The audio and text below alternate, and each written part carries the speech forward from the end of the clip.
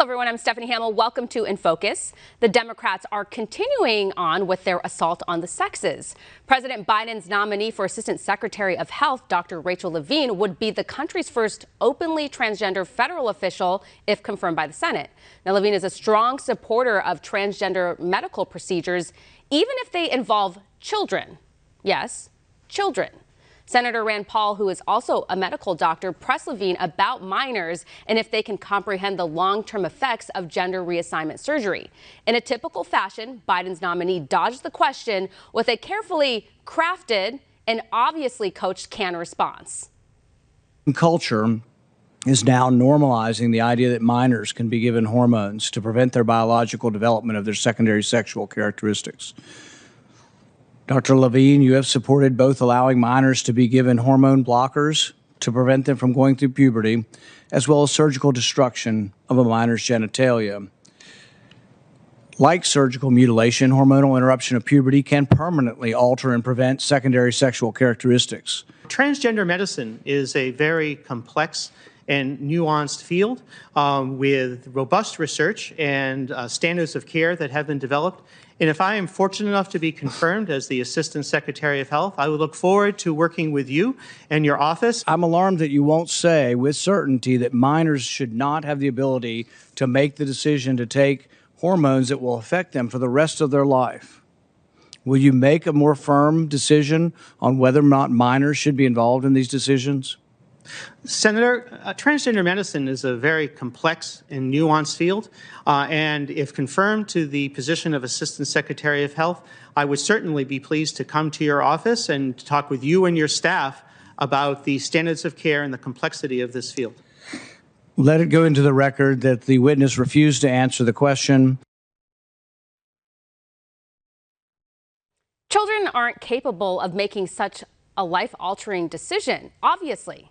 Now, advocates who support efforts to stop the unethical treatment of children are asking, how can we justify having someone in charge of Health and Human Services who doesn't understand basic biology? It's an excellent question, and we should be demanding answers. Join me now from Washington, D.C., Senator Rand Paul. Thank you, Senator, for joining me. Senator, you are being called a lot of names by the mainstream media for asking some basic questions. And so the so-called party of science, as we know, isn't actually about science. I think people deserve to hear this debate because it is very much out of the mainstream to believe that children not only can make decisions, life-changing decisions, or even surgical decisions without their parents' consent, but also the question I asked this doctor was, could a child's decision override a parent who says, I'm not consenting to this? These people are so radical and so extreme, they would allow a 10-year-old child to override a parent's consent. So the parents say, no, we're not going to do this. A 10-year-old says, no, mommy, daddy, I want to do this. And the doctor is going to go with the child. That's a real problem. And the government ultimately makes decisions here. So now we have this doctor who's going to be in a high-ranking position controlling government funds. I don't want government funds going to people that are promoting the idea that a child could make these decisions.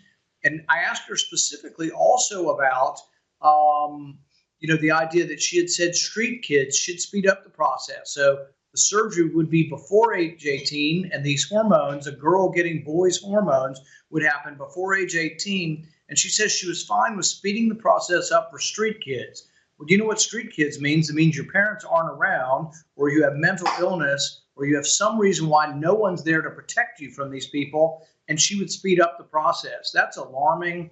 And in many ways, I think this smacks of child abuse. And so every self-respecting person should stand up to people like this. And in no way did I ever attack this person for their adult decision to make, that she made.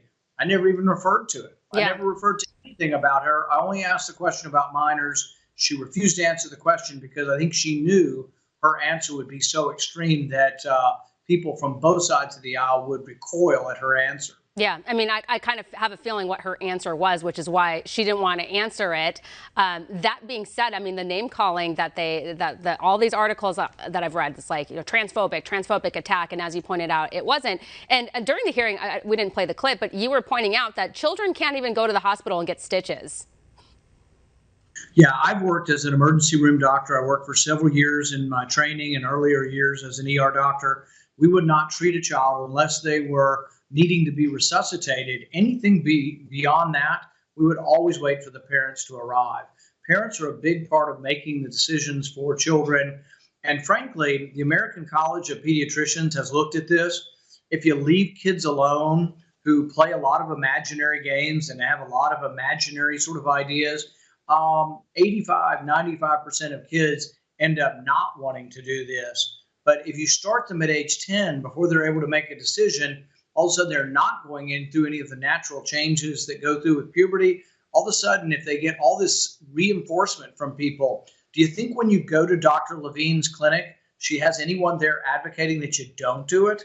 No, I would think the only people you hear from are these self-reaffirming, and it becomes this self-reinforcing social pressure to actually do something that a lot of people would have a different idea were they allowed to mature and grow out of this. Yeah, and you think even aside from children, just adults in general who've had some of these surgeries, sometimes they regret it. I've read a lot of cases about that. That being said, this is all kind of part of this effort to blur the line between sexes. And we know that the Biden administration is like moving forward with this very fast. And we saw that they're, trying to allow boys to compete in women's sports. And what is this all about? Yeah, it's the same way. I just voted today against the Department of Education nominee because he was from Connecticut, where they allowed 2 boys to compete in girls' sports. They're going to destroy girls' sports, frankly. And if you've ever, some of my nieces were great athletes. They'd work out 6–8 hours a day. They went and played college sports.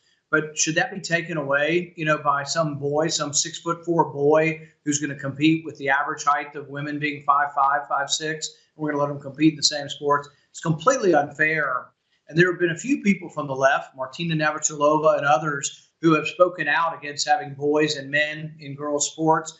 And we need more of it. We need more brave people on the left.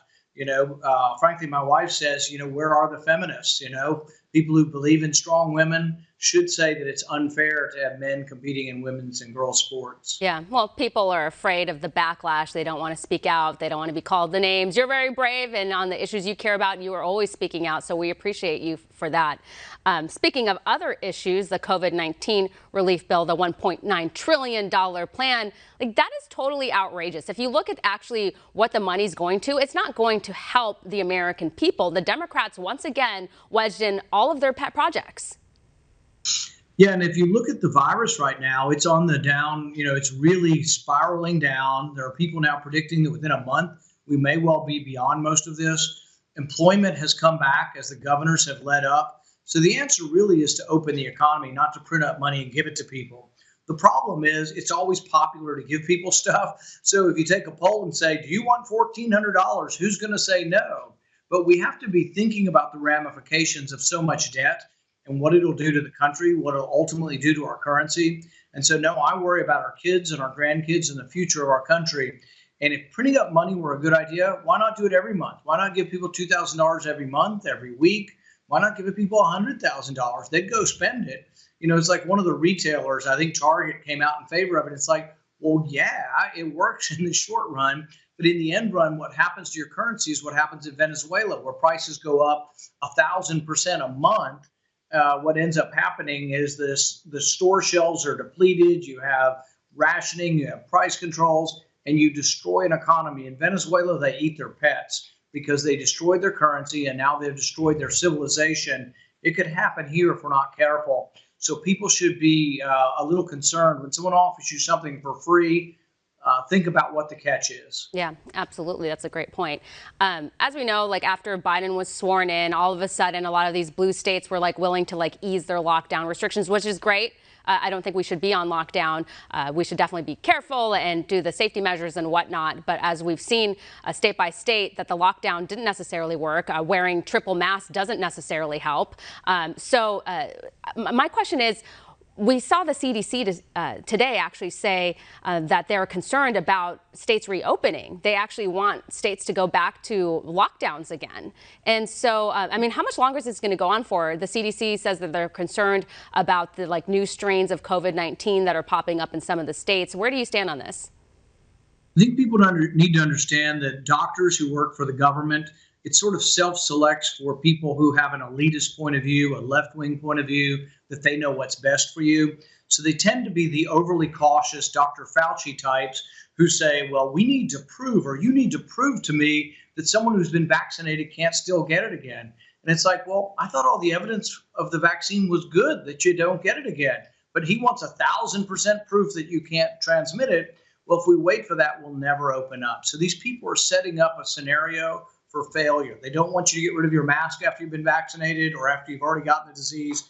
And so if we let these people rule our lives, you'll be in masks for the rest of your lives. So people are going to have to stand up for themselves and say, look, in a free society, I get to make this decision. I've either had the disease or I've been vaccinated, and I don't want to live, like the Bidens in their basement. I want to get out and live my life again. People are going to have to stand up. And when they do, by the tens of thousands, we'll get our country back. But really, it's time for people to stand up and say, we've had enough of you, Dr. Fauci. We're going to make our own decisions. Yeah, and there's concern that there are a lot of people who don't want to get the vaccine, but it's not really that exciting to get the vaccine if you're still going to have to wear a mask and still be on lockdown. As you pointed out, it doesn't really make any sense, does it? Right. Everybody should get to make a decision. I'm for the vaccine, but I would not ever force anybody to get it. The disease is on the downslope because of natural immunity and because that's the course of diseases that ultimately they do wither away. The vaccine is helping. We have 65 million people who have had the vaccine. We've got another 29 million people have had it. And there's got to be another 10, 20 million people who didn't know they had it, but had it. So there's a significant amount of immunity out there. And I think we're going to do much better. I'm sad that we've lost lives from this, but I think we're going to get better. And somebody needs to promote optimism, and somebody needs to promote the idea that we can get back to normal. So if nobody else is going to do it, I'm going to. Throw away your mask if you've been vaccinated. If you're a young person and you've had it, throw away your mask and live again.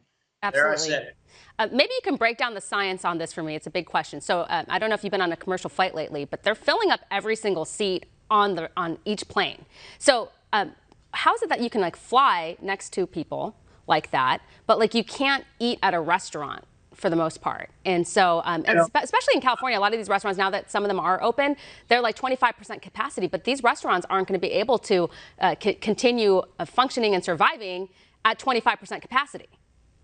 All of the mitigation strategies of Dr. Fauci are unproven and pseudoscience. So you tell me, you walk into a restaurant and you look and there's 300 people in the restaurant eating with their masks off, but they tell you to wear your mask for the 10 steps between the door and your table, then you can take your mask off.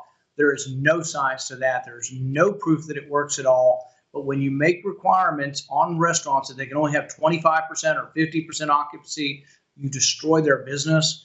And there's no science to support any of it. We've just backed down from common sense, and we let people like Dr. Fauci run our lives. He's been nothing but wrong. There is no science. In fact, Stanford did a study in 10 different countries about whether masks work or the mask mandates work. And guess what? The incidence of disease rose as we added more mandates. There's no scientific study showing that we reduced the incidence of disease when we added mandates. If you want to wear one and you're at risk, by all means do.